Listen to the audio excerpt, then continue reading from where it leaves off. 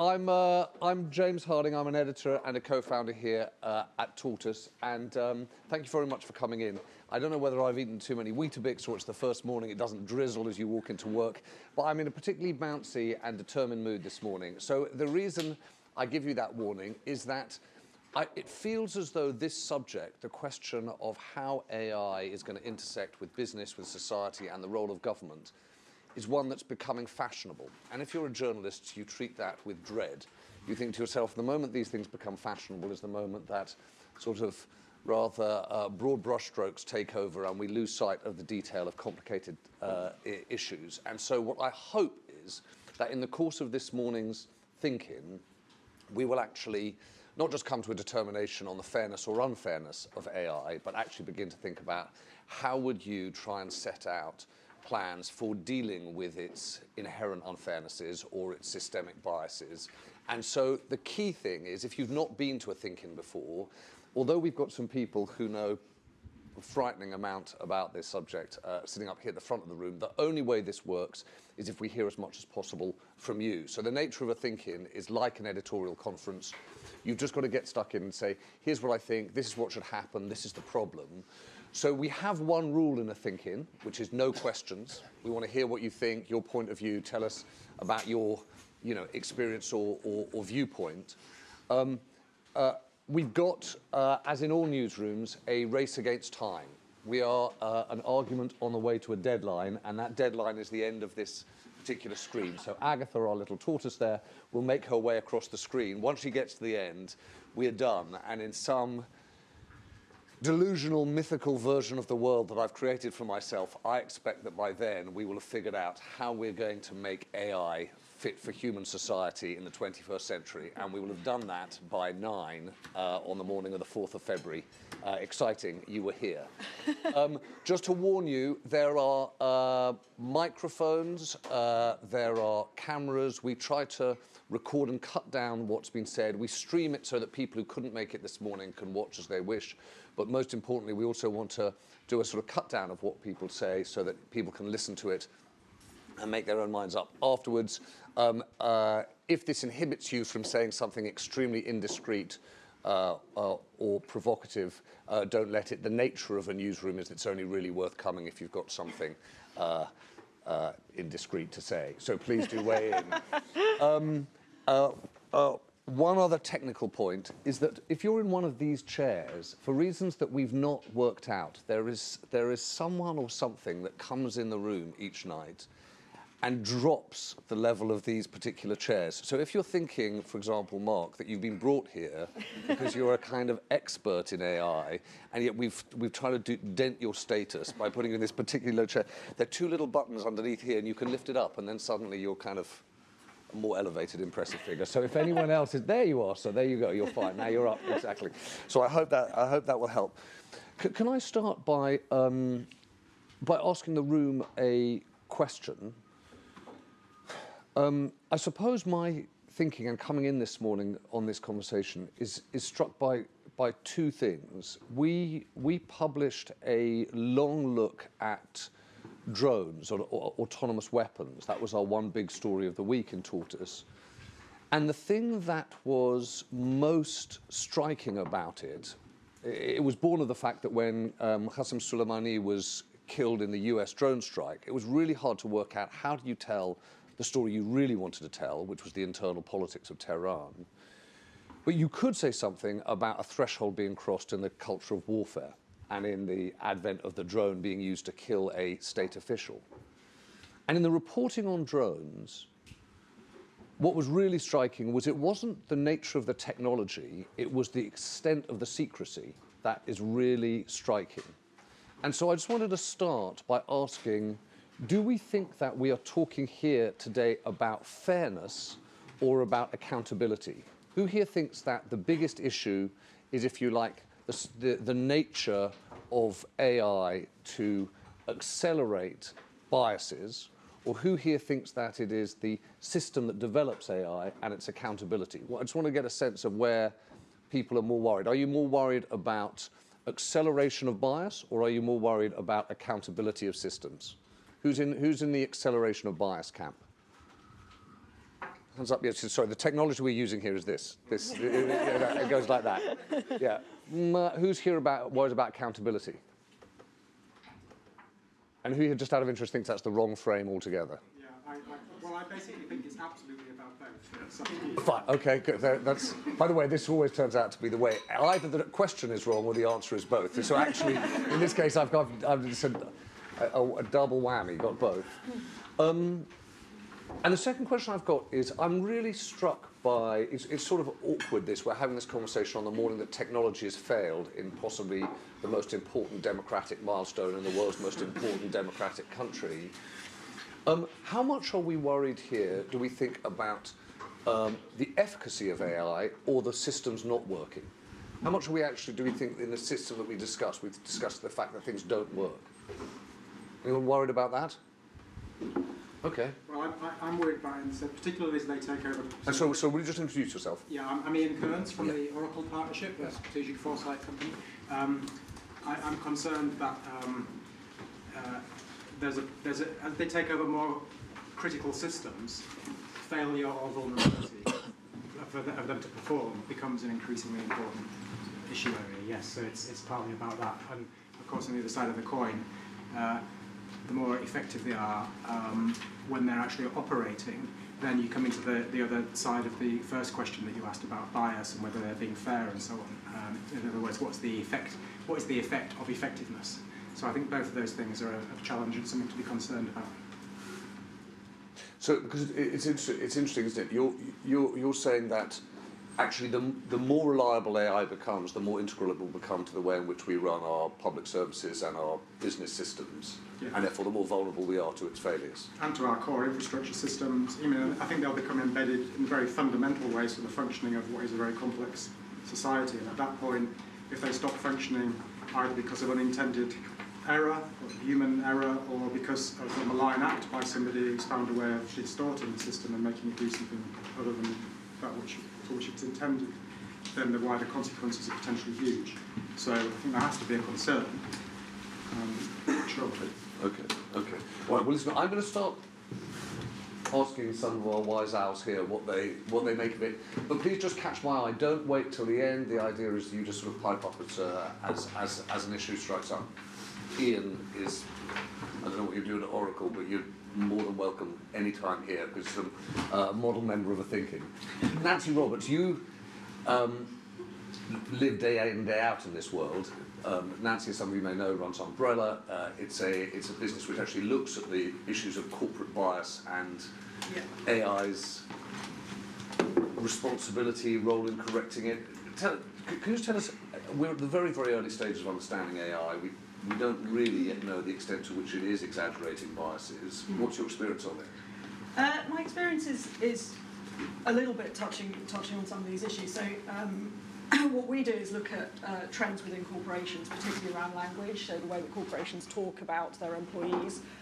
And that is something that I am concerned about, the commercialization of that kind of technology. So there was an article recently about a company in the States which is monitoring internal communications in companies to identify sexual harassment, which sounds like a good thing.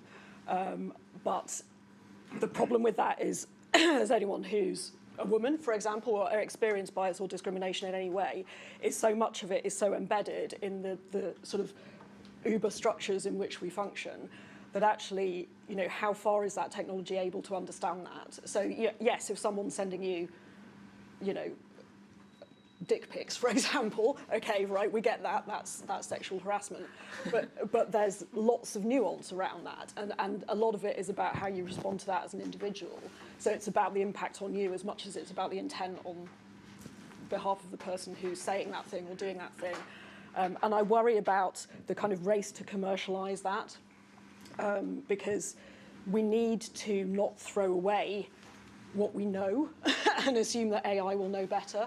So what we do at Umbrella is we look at the historical research in these areas. How is bias constructed in society? How is it embedded in the language we use and the kind of structures that we have in organisations, in our social lives, in our communities? And we try to understand that research and apply it to the way that we're building the algorithms that we want to build. my worry about this kind of, hey, we can use AI to fix this problem is if we're not understanding the depth of the problem, we're just going to replicate it. So, yes, a dick pic is sexual harassment, but there's so much more than that. And if you've got someone who's building an algorithm to identify sexual harassment who doesn't understand the complexity of it, you are going to get these biases replicated. So, AI will look for patterns. It will say, here's a repeated type of language or a type of behavior which leads to a certain outcome. Therefore, this is a predictor of sexual harassment. But can you identify that one thing? And do you understand enough about the context in which that one thing is happening to really challenge it?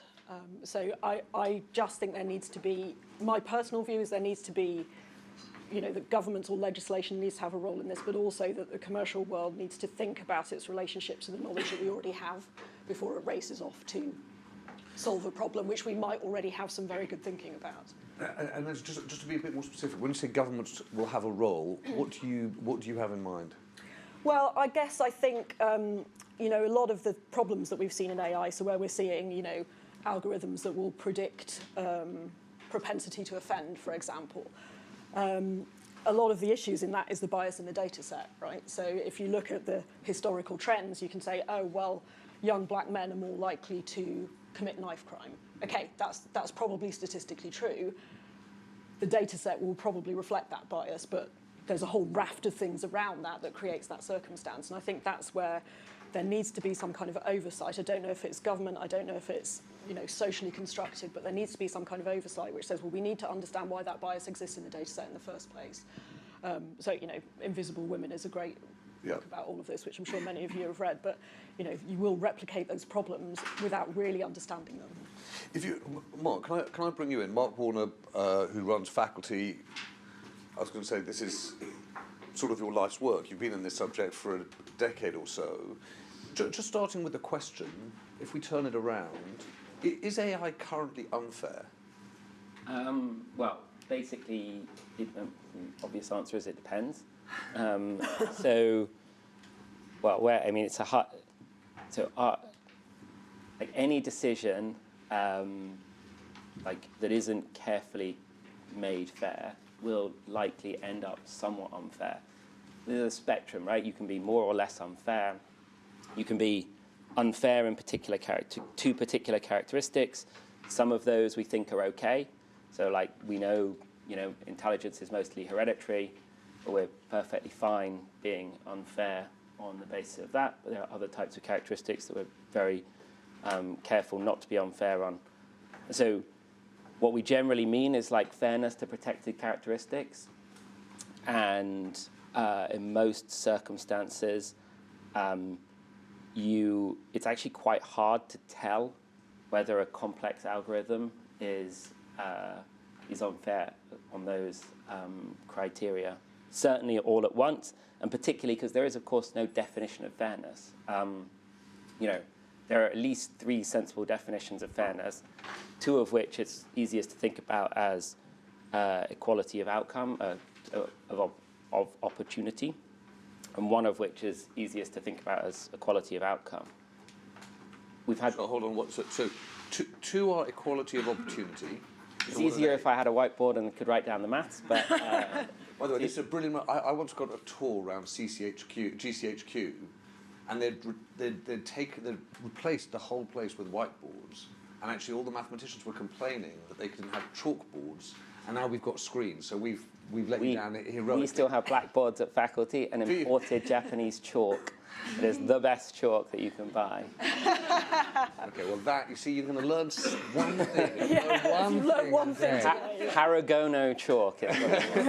Marc, sorry, just go on. So because I think it's worth doing this. So definitions of fairness. 3 definitions of fairness.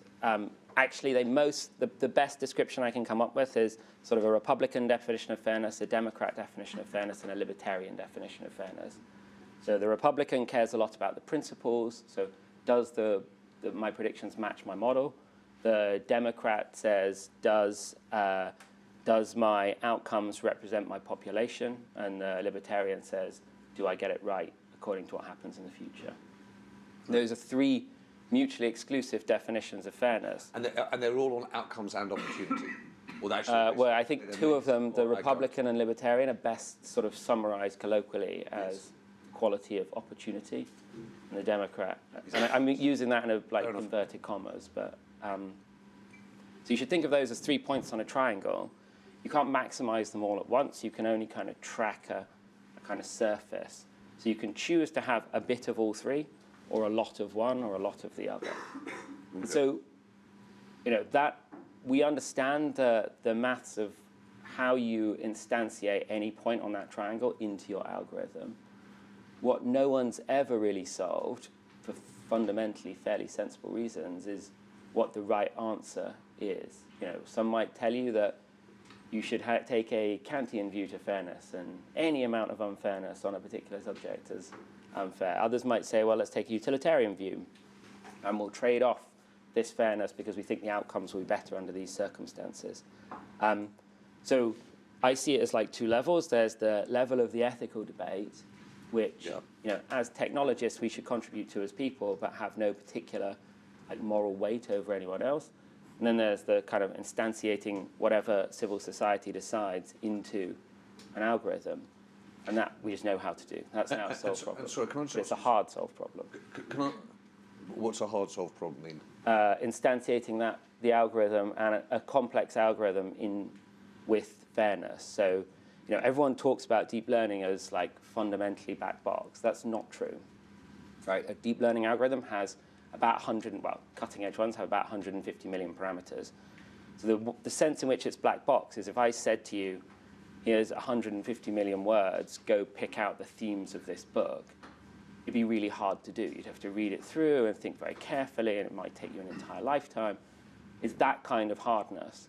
But of course, we know exactly how we'd solve that problem these days. We just train a machine learning algorithm to look through that and pull out the themes. So we take roughly the same approach to sort of these algorithms. I mean, fairness is only one consideration of making AI safe. Really, you want to make it fair, private, robust, and explainable all at the same time. So say that again. Fair what? Fair, private, robust, explainable, and maybe accurate. I mean, we consider that just because data scientists do that reasonably well without AI safety tooling.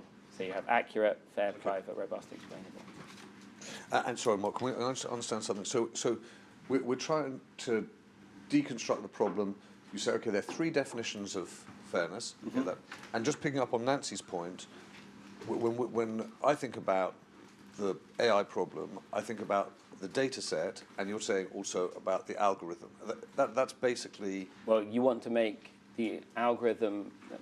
There's a whole bunch of feedbacks in the system, right? So you have the system itself, whatever sits outside, like Nancy was saying. Take criminal justice. You can have the algorithm for reoffending. So that has a data set and an algorithm. And you can screw that up by having a fair data set and training it badly, or by having an unfair data set and training it well. Then, inside that, you can generate a set of feedback loops. So if your historical data, let's say, does indicate that black men are more likely to reoffend, then if you were to just prosecute them on the back of that, you'd create a negative feedback loop because, of course, they'd spend more time in prison and then be more likely to reoffend. So you have to be thoughtful about how your local decisions drive a more systemic process.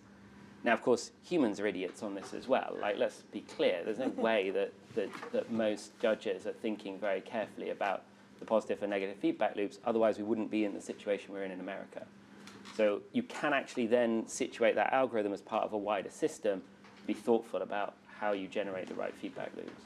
Okay, if anyone's got anything to say, do just catch my way in. But I'm going to come to you if I may, Matt, because I just wanted to pick up on this point about the black box point, right? Because that's quite a big assertion. The thing that we hear quite often, Marc, is, look, it's much more difficult to regulate AI than it is different forms of innovation or technology, because, of course, the thing ends up being different from the thing that you originally intended, that AI by its nature is going to change and develop. So how concerned, do you agree with that point, that Marc, that says actually you can still delineate the parameters of AI, and if not, what do we do about that? Yeah, I mean, I think to some Oh, sorry, I should have introduced him. So Matt Clifford is CEO of Entrepreneur First, and also, just to declare an interest, you guys actually work together. I'm an investor in Marc's business, yeah. Okay, great. So basically what I'm going to say is actually Marc's business is going to solve this problem and we can move on. Although I do actually think to some extent, whether it's Marc or someone else, that is true in that there is a whole field that we now call explainable AI, which is really saying, how do we, as Marc says, essentially the reason AI is a black box is that, a deep neural network just has a lot of parameters, and if you can find a way to make that readable, legible, if you like, then that problem should go away. I mean, I think the way I would think about this is it's a problem with a number of dimensions, one of which we haven't touched on yet, is time. So when we talk about fairness, it's partly fairness when, and as Nancy already sort of hinted at, what we think of fair, as fair socially has changed a lot over time, and rightly so. But what that does mean is that I think one of the most important concepts in thinking about fairness in AI is what you might call error correction. So how do we over time have models that can change as society changes? And Marc's already talked about the sort of values versus implementation distinction.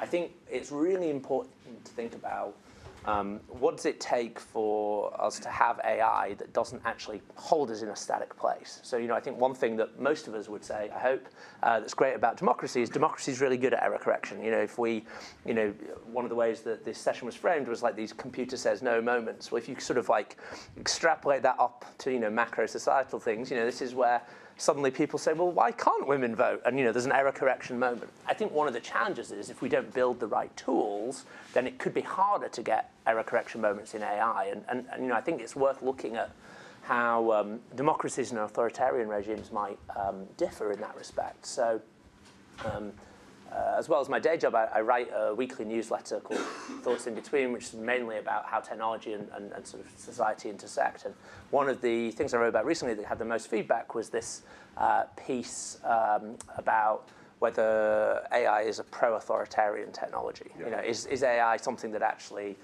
countries like China have a natural benefit in? And there's an American political scientist called Henry Farrell who wrote this great piece that I recommend to everyone. It's very short.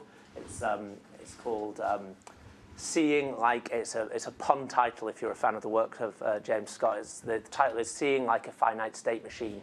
And in it, he argues that one of the problems that we often say, China's going to become so powerful because of AI in these very broad brushstrokes. But one of the points he makes, which I think is really important to dwell on, is that actually one advantage of democracy is that there are many sources of information, many sources of data outside the sort of official ones, and that allows for error correction.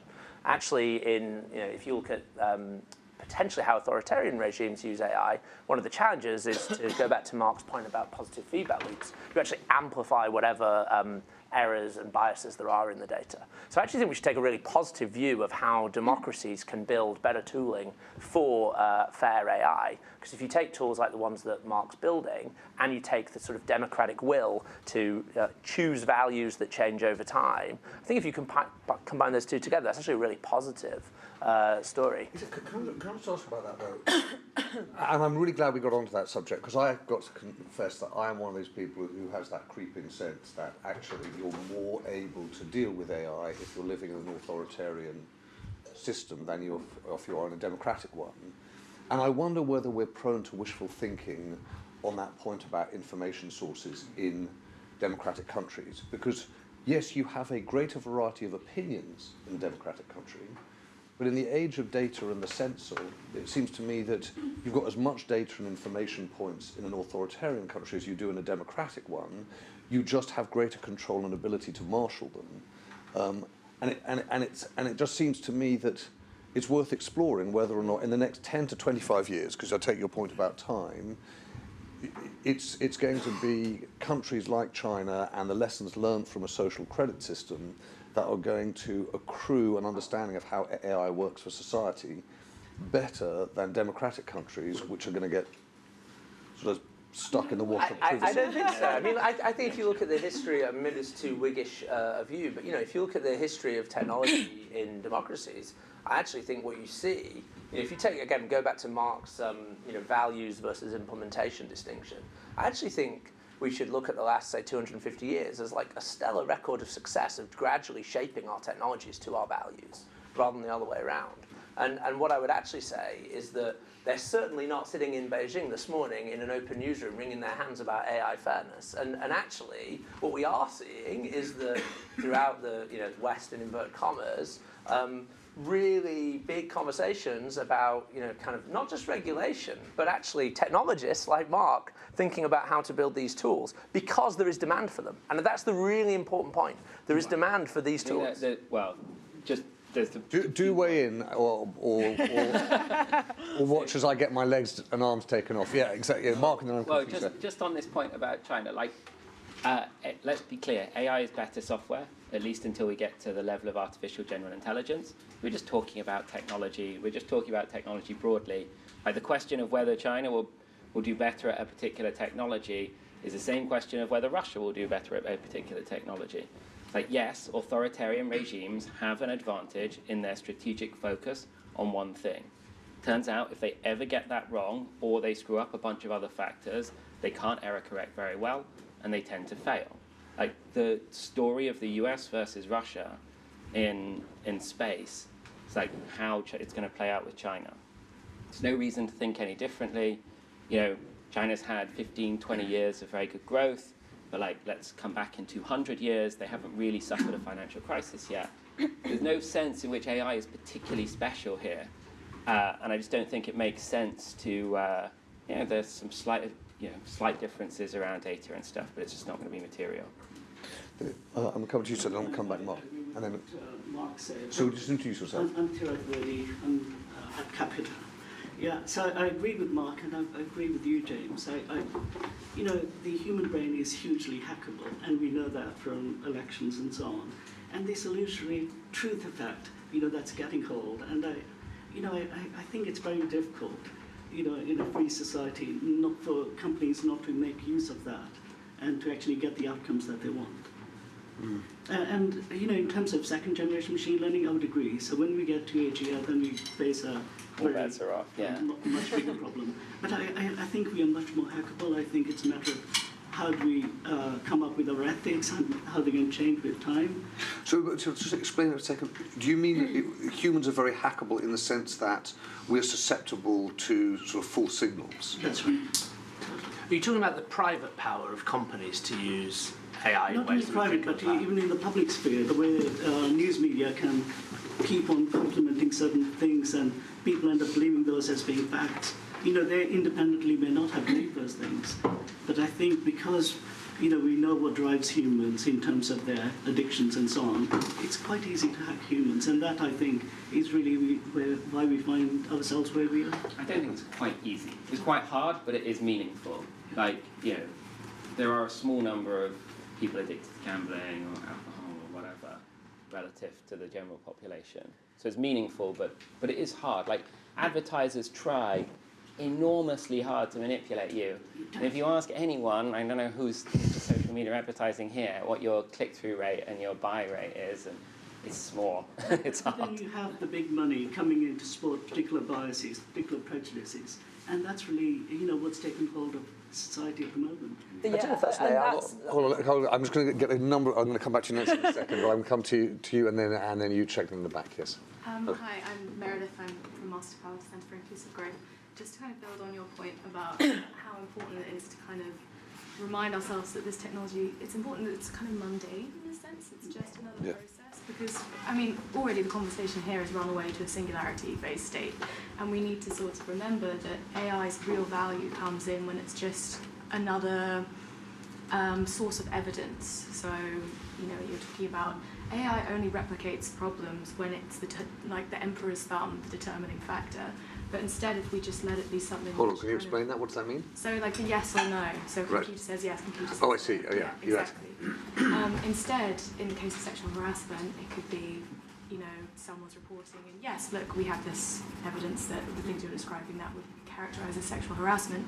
Same with diagnostics. No one's saying we need to replace all oncologists because deep minds come up with a better way of identifying breast cancer. Instead, it's just a valuable additional tool. Yeah. But sorry, Nancy, you were... Yeah, I think that's right, and I think that goes to this point about you know, it's that intersection of kind of humanity and technology that's the interesting point, isn't it? It's another mechanism we can use to make our lives better or worse, depending how we want to use it. And I think that is the really important point about all of this. You know, we can make technology do amazing things, but we have to decide what we want to use those things for and how much power we want to give the technology to take those decisions away from humans. Now, in some cases, we might say that's a good thing because we can build technologies which don't replicate human bias, or we can train them out of replicating some of those biases. So it might be helpful in those circumstances. There might be others where we say, actually, we need that human, you know, insight, knowledge, research, all of the things that humans have when they make a decision. And then there's a holy grail somewhere in the middle of getting the right intersection between those two things. And that's, I think, where we need to think about the kind of governance questions around all of this, because, you know, to your point around advertising and social media and things like that, you know, do we want to use AI to just sell more stuff to more people? If so, we can do that, right? But as humans, we're already sitting here saying, well, we don't really just want it to do that. We want it to help us make the world better. At least that's my view. There's okay, let me go scribble lots of notes. Yes. Hi, my name is Paulina. So what's your name? Paulina. I study at SOAS, and it concerns me, who is not really involved in the field. When we talk about democratization, in this case, education or knowledge is power. So still, like, a few people who have the knowledge and the education to deal with data sets or with AI, they're going to be the powerful ones in society. And I don't know, like, I mean, there are some programs in Scandinavian countries going on to educate students to have, let's say, like, a general knowledge about how to deal with data sets. But I guess this is the question when it comes to fairness. Who can read them? Who can understand data? Who has the power to actually interpret them? So, yeah. I think, look back at the history of technology. So let's take nuclear weapons. Are nuclear physicists running our country? It's not the people that end up in power that have the skill over the technology. It's the people who manipulate the people who have the technology. No, but Marc, sorry, can we just, I'll come to you in 1 second, but can we just pause here? Because when we're talking about unfairness, and I really appreciate your 3 definitions, but I think for sort of average people like me, I think there are 2 things that are going on. There's one which is it going to sort of exacerbate problems of human bias? And then there's a second issue, which is it going to accelerate or increase this power gap that we're dealing with? And whether that power gap is a state-citizen power gap, as in authoritarian countries, or whether or not it's a private company citizen power gap, as we've got now in the West, and has been massively accelerated by technology. That's where kind of people like me freak out and say, yes, it may well be the case.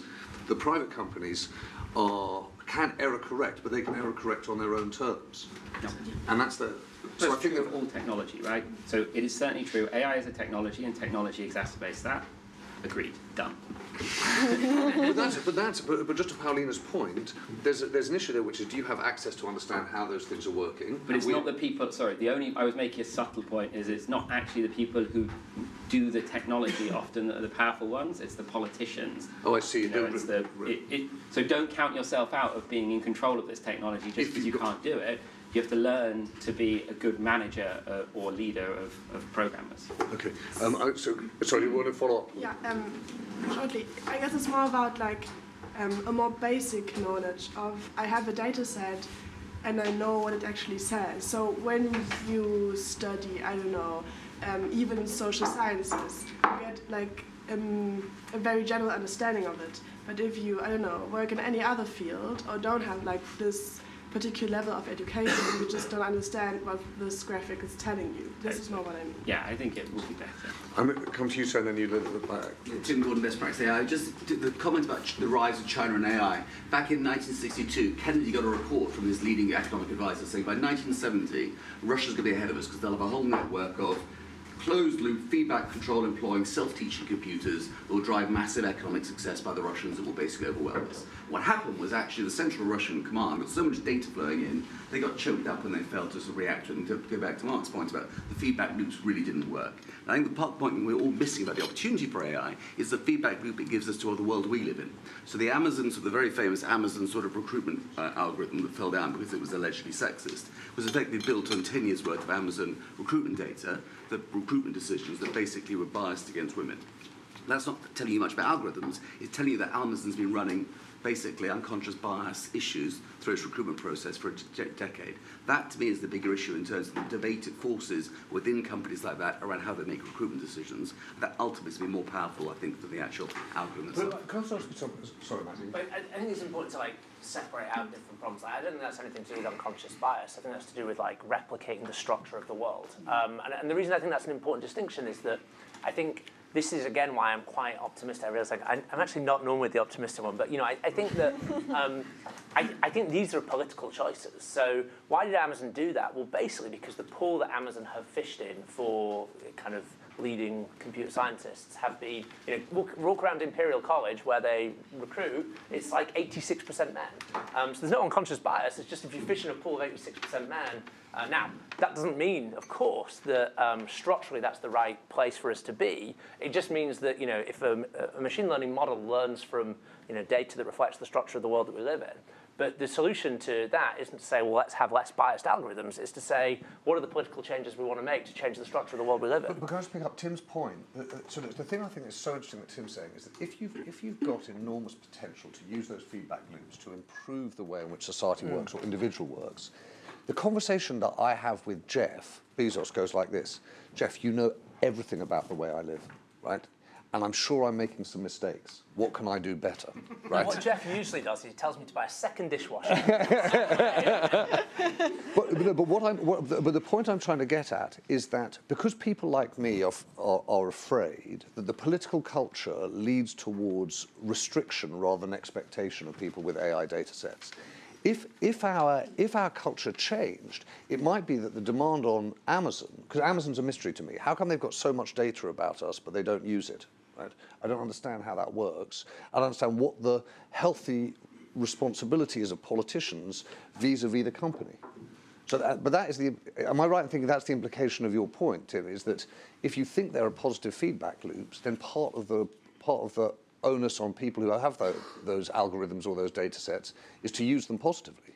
Yeah, and I think it's two points. First, to Matt's point, I think part of the point was people with sort of equivalent backgrounds were being judged differently. So you're captain of a women's football team, you're worth less points than a captain of a men's football team. So it's not just there are more men, it's just actually we're literally making those decisions on the wrong basis. I think the point here really is that people spend a lot of time saying, oh no, it's a bad apple. They deny a whole series of things they put in front of them. And the people who rise to the top of organizations are often scientists or engineers by training, by backgrounds. They're quite mathematically inclined. So when it's put in front of them, actually the maths proves that you've been running biased processes. I think that forces a different conversation. From one where you go, yes, okay, it's a bit bad, and maybe our gender pay gap is a bit funny, but there's 10,000 reasons to explain it. No, it's the maths that shows actually you've been consistently making bad decisions. Yeah, that's surely the point that. So just introduce yourself. Sorry, I'm Paul Lee from the investment industry, and occasionally I blog about fairness. But that's clearly the point that because we're cynical about technology, we ask better questions about whether it's fair. We ignore all of our own biases and all of our own unfairnesses because we're humans and we like to believe that we're fair and lie to ourselves. Oh, I see. So we set a higher standard for technology than we do for ourselves. We're more cynical. We're asking the right questions. Oh, that's quite. We should be asking other That's quite good. Hold on, I'm just going to Paul Lee there back here. Yeah, yes. No, thank you. That's that's actually a rather uplifting point. Yeah. I was actually going to touch upon the Amazon. Sorry, what's your name? Sindhu. I was actually going to touch upon the Amazon point as well because earlier you said it's politicians that are in power, but actually what we see is it's large conglomerates like Amazon, Google, Facebook, who have the money to then invest hugely into these AI technologies without much regulation in the industry, and they're spearheading really far ahead, being able to collect all this data, like you said, tailor all this AI, and it's great that you said we can also get involved in this. biased. But if we're being honest, right now, when we look at power structures within democracies, we can say that we're democratic and, it'll change over time. But by the time that time comes where we're finally being like, oh, Google and Facebook, maybe we need to start, actually regulating them, they're causing problems, they've already developed all this technology and they hold even more power over society. And I think there's a lack of conversation in exactly how these big companies that hold so much control and power over AI technologies are able to do so. And you said that, it's not unconscious bias, it's just the way they've been running their company for so many years. But isn't all unconscious bias just the way that humans have, all AI learns is from the people that create the AI itself. So if those people have been unconsciously biased for decades because they've only hired men, that AI is learning from that unconscious bias of that human, right? So I think I think they're still the same. I think the AI is still unconsciously biased when it's screening out women in the Amazon hiring process. And I think they're problems for our society because whilst they gain more power and have more control of this and taking up more of the market share, we're unable to access it as easily, and it'll become harder and harder to be actually able to break into the industry as they gain more and more power and, screen out and enhance discrimination within society. And I think that comes from the fact that the people creating that AI in the first place lack diversity as well. So there's a lack of diversity point. There's a point there, but the point you're making that effectively democratically elected politicians either aren't powerful enough or fast enough on their feet to regulate technology. Yeah, I mean, not that I know how you would regulate it, but I do think that actually politicians lack complete control in the tech sector. They don't have any. If we take Facebook and its algorithms and its political advertising, and politicians and political parties had no control over what fake news was being distributed on Facebook and what wasn't, things like that. It's Facebook's decision, it's Mark Zuckerberg's decision as to what actually goes on, not the government's. Hold on, so I want to pause 1 second. I just want to ask the room, because I think Cindy's point is on the money in terms of where a lot of people feel. Who agrees with that basic point? Politicians lack complete control in the tech sector. Who agrees with that? Maybe that's why my question is redundant. Who disagrees? Who disagrees? Okay. There's a gentleman here, and I'm going to come to you. Please introduce yourself. Yeah. I'm Daniel. So I spent the best part of the early 2000s in Brussels. With the regulators, and I watched what they did to Microsoft, and they completely destroyed the company for about 15 years. The company had to deal with the EU and America. So I don't see this, that we can't regulate. And the other thing that I want to say is technology has made the 2010s the best years for humanity ever. Lowest mortality. And when we talk about a society where there's the biggest gap ever, that's just not true. 1,000 years ago, one person controlled the UK. Now it's a democracy. And so whilst we have these blips, I think the general trend for technology is to give people more power over society. But and just to pick up on the Microsoft point, Daniel, I guess one of the questions is whether or not we feel confident in our politicians or whether we feel confident in our regulators. Was your lesson of the Microsoft case, of the breakup, that actually you need interventionist, activist regulators rather than necessarily just democratically elected politicians? Well, the reason I got involved was with the Commission, and they are politicians. So it was a Commission-led inquiry. It wasn't a regulator. No, it is a regulator. Oh, yes, that's true. Oh, yes. So I Introduce yourself. I head up the UK government's Office for AI. And just a few points. Sindhu? Sana, it would be nice to take this outside. Yeah. Actually, I mean, whether politicians, civil servants working together in government, you definitely could stop all sorts of technology from ever doing anything at all. The point here is about the nuance, right? It's about how do we engender innovation, allow AI to, help our economy, add to the bottom line, whilst ensuring that it is fair, ethical, safe, doing right by society, etc., right? Because you can stamp down on stuff, and the European Commission has done that with Facebook and closed absolutely every door to them. or you can do things in a slightly more nuanced and proactive way. So kind of been building up a couple of things to say.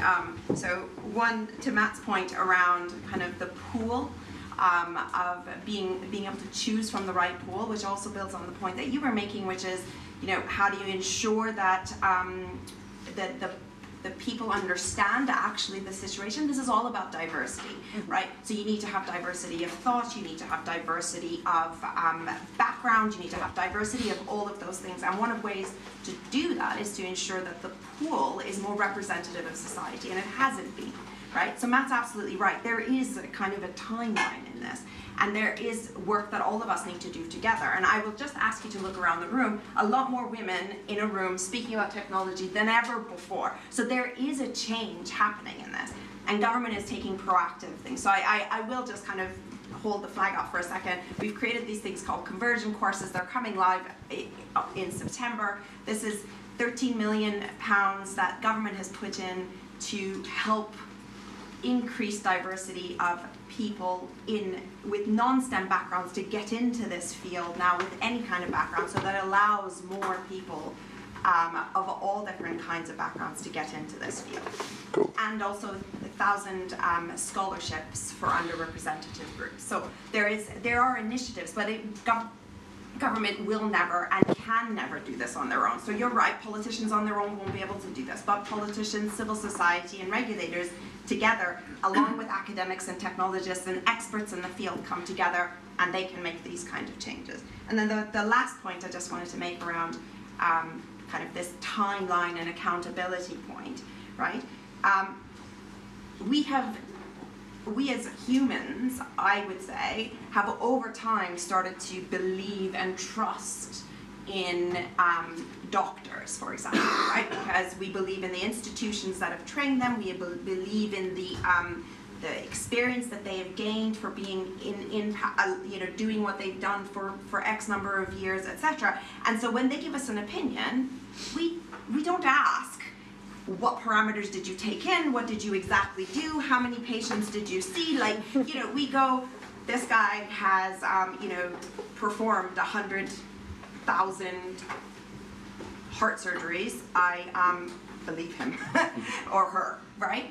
And you probably are going to believe that doctor more than the one who's like, yeah, I did my first one yesterday, but I love it. But so that experience, we have grown to trust that experience. So I believe over time it'll be a similar thing. So yes, right now we are in a place where we see these tech companies and we go, wow, they're in this like self-reinforcing loop where they get more data, they make better kind of applications, they sell those applications, they make more money, they build better computers, they get more data, and they're in this like enforcing loop. But government is in there watching, going, oi. Well, I'm going to come to, I think there's someone who's waving from the back. I want to see, yes. Oh, hi. Hi, sorry. Yeah. Right, I missed the beginning.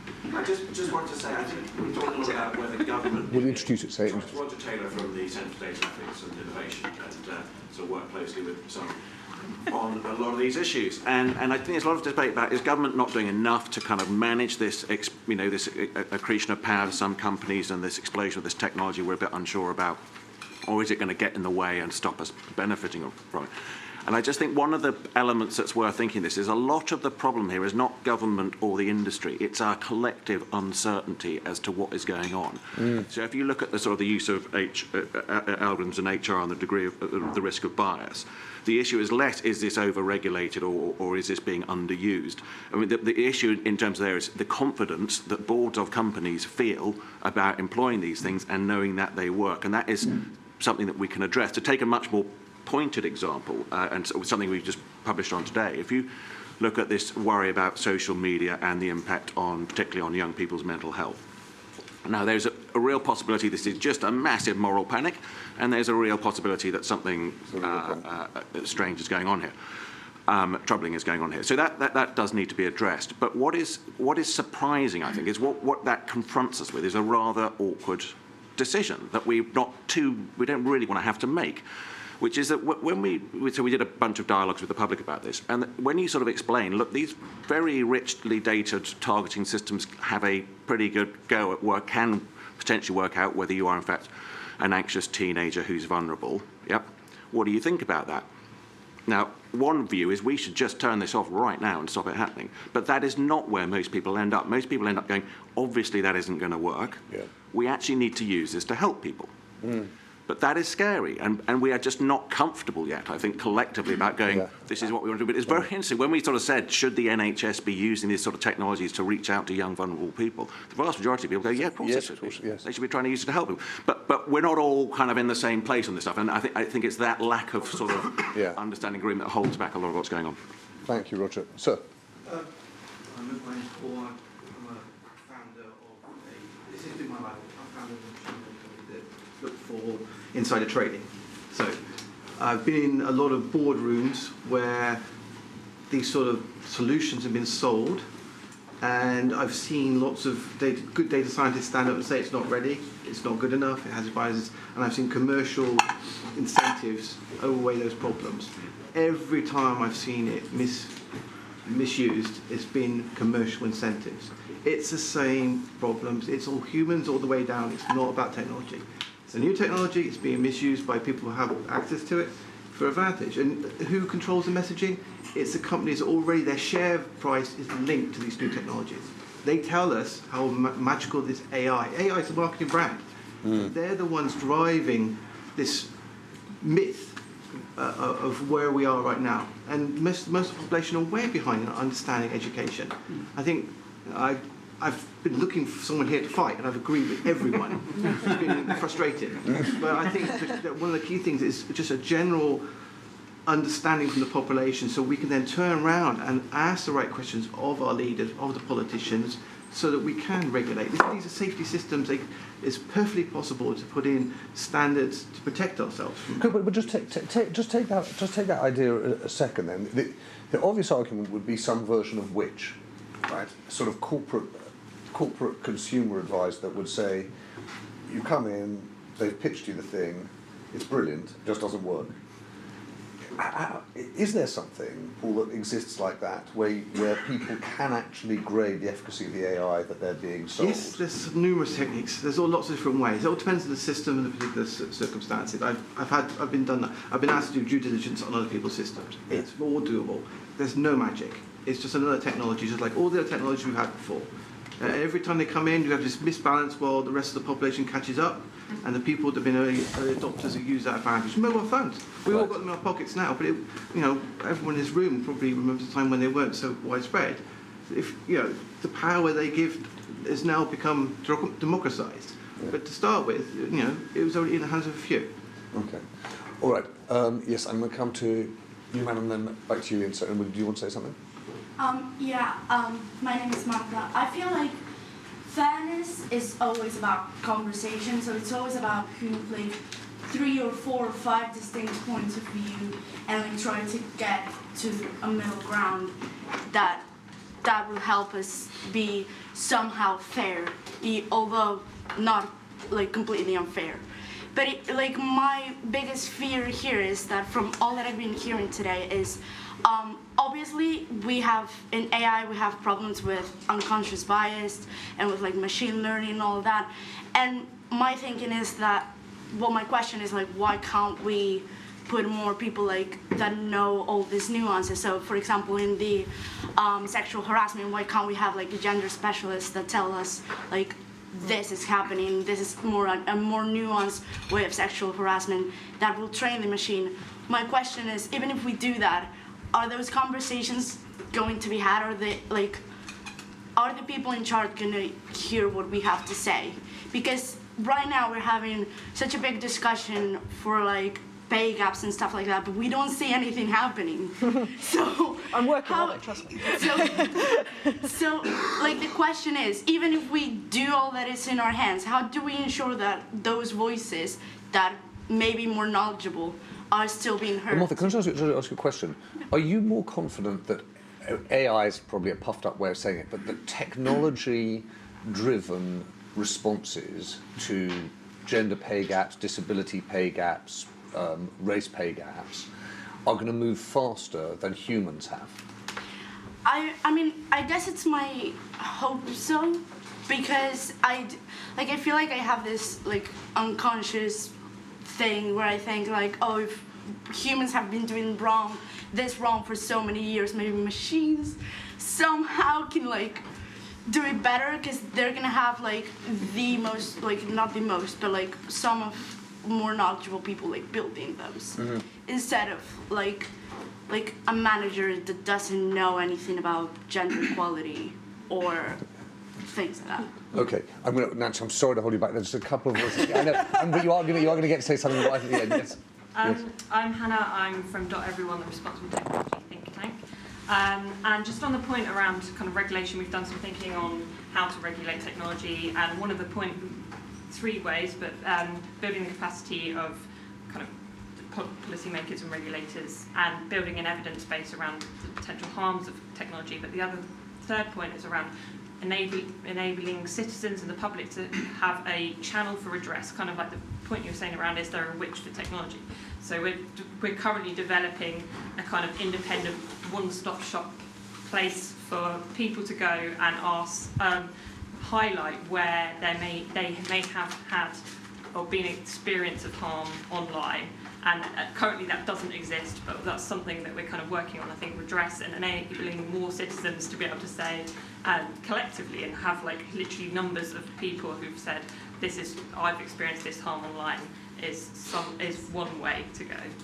That's like a kind of like the witch for technology of any kind of means. So and that goes back to Pauline's point. Actually, if you could democratise that, you would also democratise the understanding of it. All right, Ian, you were going to say, and then I'm catch at the end. Yeah, my point is kind of similar in the sense that I just think there's a real dearth of opportunities for the public to engage in the debate, and I'm not talking about opinion polls or people running focus groups. I've done some of that on policing in a major study that I did last year. That's not what I'm talking about. I'm talking about, for example, we've got AI being used in police and criminal justice system. Nobody's sitting down with the public in citizens' assemblies or other deliberative fora in an official capacity, really, and saying, what are you willing to live with? Here's the situation. For example, the police, we're going to be overwhelmed by data. We're going to need to use algorithms to process data in criminal investigations. That's going to lead to some people being convicted and others not. Some of that's going to be driven by the technology. Are you comfortable with that or not? Okay, and the problem is the public's not being included. We're not giving them formal activities where they can take place and help shape decisions and define what they are comfortable with. And my problem with that is we live in a country where there's not much trust in the political system, where these kinds of issues are not debated at the top level of politics. They have no profile in something like a general election. And so what we're going to end up with is situations where things go wrong and the politicians react because they failed to regulate this stuff in the first place or to get close to where the public is, and when things go wrong, they'll start shutting things down and regulating badly and banning things. And we just need to avoid that by taking the public with us. Okay, that's great. In the back, yes. So going back to the point... So what's your name? Sophie. Sophie. Going back to the point made in the front row a few times back, around do people sort of care enough about this and where are all the voices? I think I've been musing, and I'm fairly hopeful that if we if people talk about this and people care about this, that AI and technology can be used to sort of hold the mirror up, and that for so long we have been failing as a society to care enough about inequality. And so perhaps if we have a neutral kind of facts-based, evidence-based way of pointing all of this out in a kind of in a neutral way, then this could be used for good. Okay, well that's good, and hopefully I've cut you off so many times, Nancy. I'm going to give you the last word, and then Marc and Matt, just final thoughts.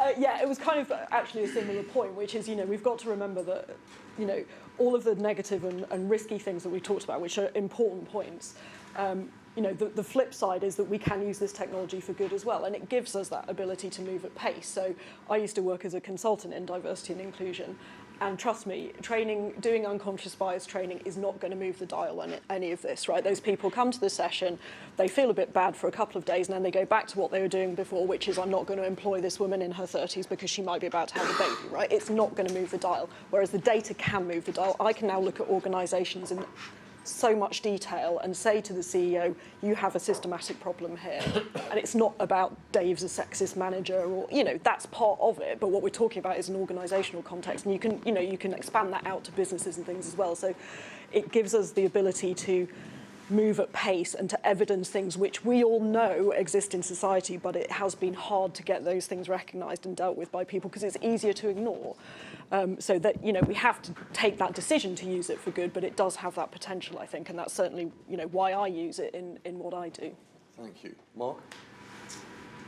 Well, I mean, I guess we have basically have figured out the technology to fix this. So unless all of you give me loads of money, you're bad people.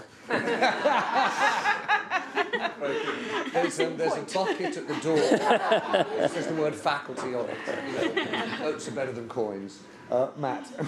I guess I'd just say, I do think we should think of this as a dynamic process. I really want to echo Roger's point that, lots of us feel like there's an answer, but actually there's a debate that is non-obvious to resolve. And, actually, I think once there is consensus, politicians are actually pretty good at regulation. It's just that right now there isn't consensus, and we shouldn't pretend that because any one of us would like there to be, that there is. Okay, well, Matt, thank you. So a ThinkIn is broadly based on a news conference, and at the end of it, the editor, in this case me, gets to say, oh, well, here's what, not we think, but at least I think, drawing on it. And I hope it's in the spirit that I set out at the beginning, which is we're actually trying to use these conversations, particularly the work that I do with Alexandra Musavizadeh, who runs our Global AI Index, to think about the ethics of AI and think about how we're going to actually say something concrete about that. So, forgive me, this is what I would sort of draw from the conversation. Firstly, I think there was something extremely useful, to your point, Matt, about the fact that there is an uncertainty and debate here, in the point that you made at the outset, Marc, about the definition of the problem. And so actually looking more closely into that idea of a Republican definition of fairness, a Democrat definition of fairness, a libertarian definition, that was enormously helpful. But then I thought we actually identified pretty quickly three sets of things. One was that there's an issue around the idea of our fear of fairness. One is about prejudice, aka bias, but the other is about power and concentrations of power and the accountability of that power. And that most obviously expresses itself in a state versus democracy argument. But actually what we're really talking about is sort of bureaucrats versus private corporations. And there is a real question here of the expectations of politicians and regulators as a response. So there's a definition of the problem. I thought that it was really helpful, Marc, to hear you, I haven't heard it before, that very simple explanation of what our ambitions should be for AI: fair, private, robust, explainable, and ideally accurate too. Incredibly helpful for people like me who don't necessarily think in those ways. I thought what was most useful from the room was we were all thinking mostly about people. So whether it was Paulina's about accessibility for people, or Roger's point about how do you actually open up the debate for people, or your point, Sam, about how do you make sure you've got the right mix of people. I know that was your point too, Nancy. And I do think this issue that Tirad mentioned, which is how susceptible are we to the influences of technology, the hacking of humans. I think there's clearly a big intersection for sort of the technologists and, if you like, the sort of public and politicians. I think the thing that I hadn't expected to think was point prompted by Tim's, which is what happens if we start to have positive expectations of AI, i.e. we're starting to demand them to act more like doctors and fix our problems. What happens when that happens, and who essentially sets those expectations? The point that Paul made about an AI that is kind of oversold because the commercial incentives are such makes sense to me, but I think we're going to be able to respond to that more quickly in the sense that that's about protections. And I took the other Paul's point that we're more skeptical of technology than we are of ourselves. So I can see that. I think the thing that I came away was I like your point right at the end that we are sort of can be broadly hopeful, because Daniel's observation that we are huge beneficiaries of technology is surely right. So our greatest fear should probably be the fear that people like me exhibit, which is kind of heartfelt but irrational, and how we actually prosecute it would be helpful. So we will take this away, and Alexandra and I'll put our heads together on how this feeds into the work that we'll do on the next round of the Global AI Index, and particularly the ethics of AI work, with a particular hope that we'll be able to come out and say some things about what we think the expectations, particularly of politicians and regulators, could or should be. So I hope that's been a useful airing for you, massively informative and helpful for us. So thank you for your time. A particular thank you to Marc and to Nancy and to you, Matt. It was a really, really enlightening conversation and wouldn't have been without you, so please give them a round of applause.